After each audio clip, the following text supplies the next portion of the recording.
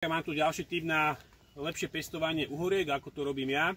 Uhorky som tu sadil zhruba pred 2 týždňami, pretože som čakal, kedy tá chladná perióda skončí, a dával som ich do univerzálneho substrátu zmiešaného s pôvodnou zeminou.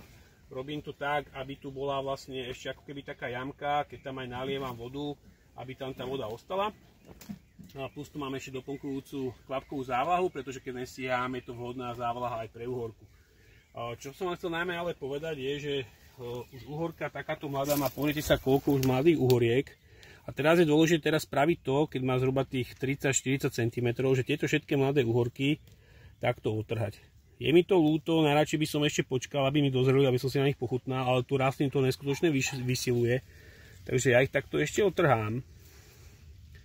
A počkám si na ďalšiu úrodu, pretože naozaj tá uhorka je veľmi úrodná, tak tu ťahám na špagát. Je pestovaná teraz vo foliovníku, na vonkajších plochách, môžete dať trošku slamy, môžete ju mať aj na slame. Čaute, ahojte.